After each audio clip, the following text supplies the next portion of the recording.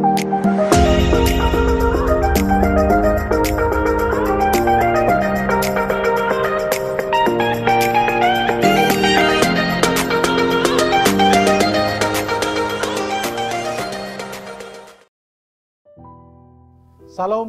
jemaat yang terkasih, senang boleh berjumpa kembali dalam belajar firman Tuhan tengah minggu GKSIA Jakarta Raya.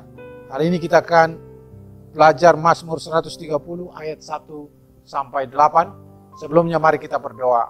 Maha besar Engkau ya Tuhan yang akan menolong memberkati kami dalam belajar firman-Mu dan akan menguatkan, meneguhkan kami sehingga kami memahami apa yang menjadi kehendak Tuhan dalam hidup kami.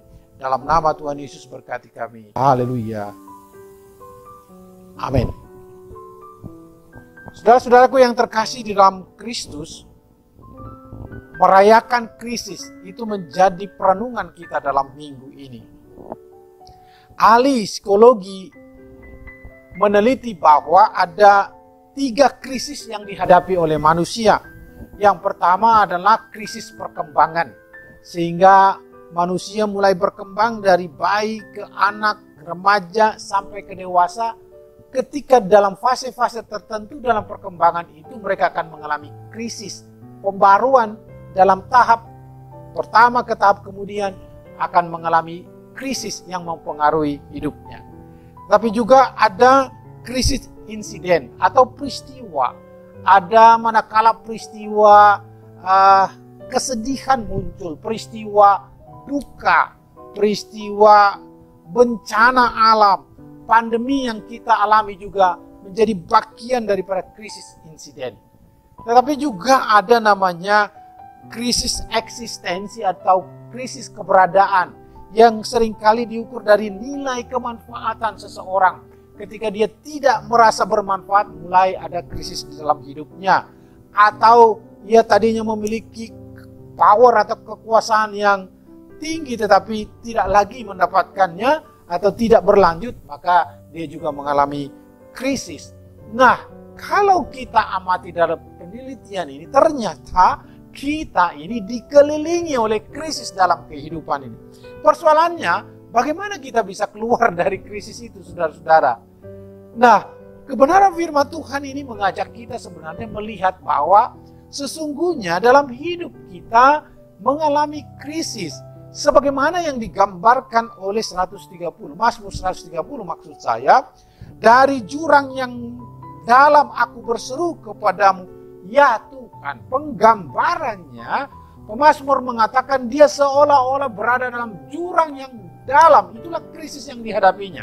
Memang kita tahu dalam teks ini, krisis yang dihadapinya karena pelanggarannya, karena dosa yang dihadapi di hadapan Tuhan. Memang bagian yang kita alami, krisis yang kita alami seringkali juga berkenaan dengan dampak daripada perbuatan dosa. Sekalipun ada krisis-krisis yang lain yang ditimbulkan oleh situasi dan keadaan. Pertanyaannya, bagaimana kita bisa keluar dari dalam krisis itu? Bahkan kalau boleh justru merayakan krisis yang kita alami tersebut. Saudaraku yang dikasihi Tuhan, lari dari krisis tentu tidak bisa. Ketika kita lari dalam krisis, maka akan muncul krisis yang baru. Yang ada adalah hidup bersama dengan krisis, bahkan merayakan krisis tersebut. Dengan demikian, kebenaran firman Tuhan ini mengajarkan kepada kita bahwa yang pertama, untuk menikmati, merayakan krisis di dalam hidup kita, paling tidak kita harus hadapi dengan beriman kepada Tuhan. Menghadapi dengan beriman kepada Tuhan, bahwa Tuhan penuh dengan pengampunan yang digambarkan di dalam ayat yang firman Tuhan yang digambarkan dalam ayat 4. Tetapi padamulah ada pengampunan supaya ditakuti orang. Pemahaman pemazmur bahwa bagi Tuhan itu ada pengampunan. Dia beriman kepada Tuhan bahwa Tuhan itu penuh dengan belas kasihan. Sehingga di dalam tekanan sekalipun, dalam kondisi yang dialami, gambarannya adalah di dalam jurang yang paling dalam sekalipun, dia tetap memahami Tuhan itu penuh belas kasihan sehingga memberikan pengampunan. Saya percaya bahwa di tengah krisis kita bisa beriman kepada Tuhan dan akan memampukan kita berharap terus dan melihat pekerjaan Tuhan yang akan meneguhkan kita. Yang pertama, berimanlah terus kepada Tuhan. Jangan membawa kita semakin down dan semakin terpuruk yang membuat kita merasa tidak ada lagi artinya di tengah persoalan dan krisis yang dihadapi. Yang kedua, saudara-saudaraku yang dikasihi Tuhan, maka ketika kita ingin merayakan krisis, maka hadapilah itu dengan berharap kepada Tuhan. Berulang-ulang kali dikatakan dalam firman Tuhan ini kata berharap dan menanti-nantikan pertolongan daripada Tuhan. Pertolongan Tuhan didasarkan oleh kehendak Allah yang ingin memberikan kepada kita jalan keluar. Tetapi bagian yang penting bagi kita adalah harapan. Masih ada harapan. Harapan itu lawan daripada putus asa. Saudara, krisis seringkali memang memojokkan kita untuk putus asa. Tapi percayalah, ketika kita punya pengharapan, maka kita bergantung kepada Tuhan yang memberikan kepada kita kekuatan. Barangkali Bapak Ibu sedang di dalam krisis yang begitu dalam hari ini karena keadaan ini. Saudara, rayakanlah dengan berharap kepada Tuhan bahwa Tuhan yang besar itu akan menolong, menguatkan saudara dari setiap pergumulan, dari setiap tekanan yang dihadapi pada masa sekarang. Yang ketiga, saudaraku yang dikasih Tuhan, merayakan krisis dengan hadapilah dengan berseru kepada Tuhan. Di awal ayat firman Tuhan dalam pasal ini dikatakan, dari jurang yang dalam aku berseru kepadamu ya Tuhan. Aku berdoa kepadamu, aku berteriak kepadamu.